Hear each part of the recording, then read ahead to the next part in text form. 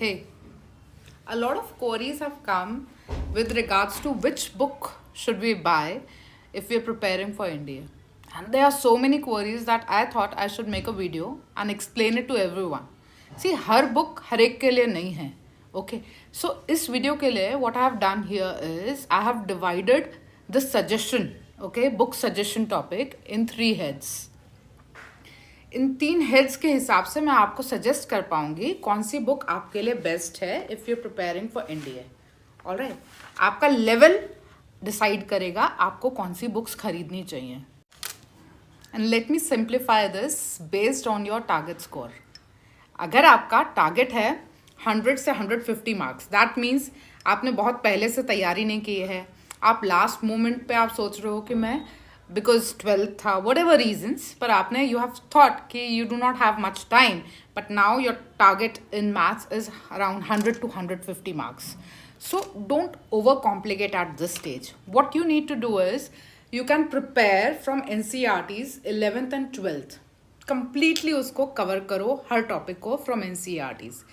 And उसके बाद आपको basic PYQ, previous year questions की practice करनी चाहिए. एंड उसके बाद मॉक टेस्ट भी दीजिए. यहाँ आपका फोकस होना चाहिए कि आपके कंसेप्ट्स क्लियर हो जाएं एंड आप एक्यूरेटली सम्स को सॉल्व कर पाएँ. एंड बहुत सिंपल वाले सम्स जो कंसेप्ट बेस हैं वो वाले सम्स करिए. और अगर आप सीरियस कैंडिडेट हो, ओके, जिसको 150 से 250 टारगेट स्कोर करना है, तो आपने पहले से प्रिपरेशन करने की ठानी हुई है. ऑलराइट, पहले NCERT's से कंसेप्ट क्लियर करके उसको रिविजन के लिए भी यूज़ करिए. देन RD शर्मा है, उससे सेलेक्टिव प्रैक्टिस करिए. RD शर्मा से आप ट्रिग्नोमेट्री, एल्जेब्रा, कोऑर्डिनेट ज्योमेट्री कर सकते हैं. देन उसके बाद एक बुक है mathematics for NDA and NA naval academy by RS Agarwal.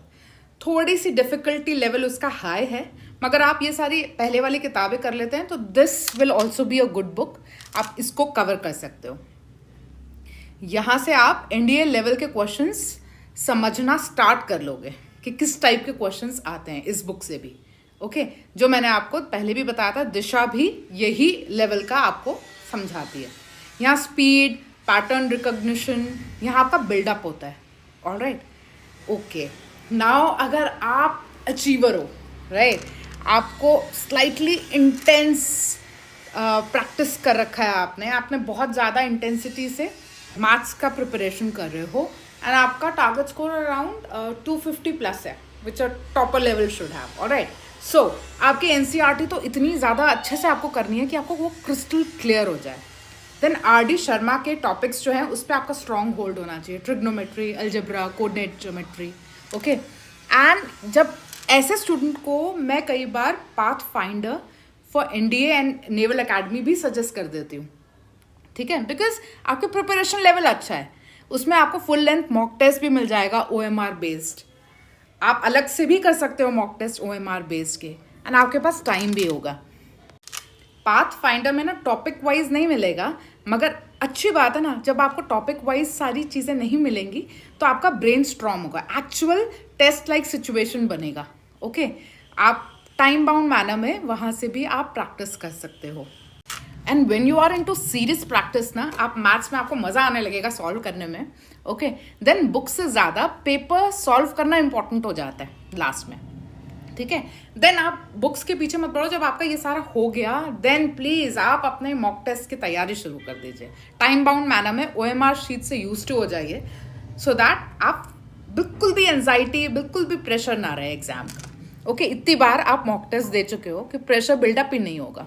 Alright, so remember, books आपको प्रिपेयर कर देती हैं एग्जाम के लिए, ठीक है, बट पेपर्स आपको सेलेक्ट कराते हैं. पेपर्स इन द सेंस कि अगर प्रैक्टिस पेपर्स जो है ना वो करके जाएंगे तो your selection rate will be much higher.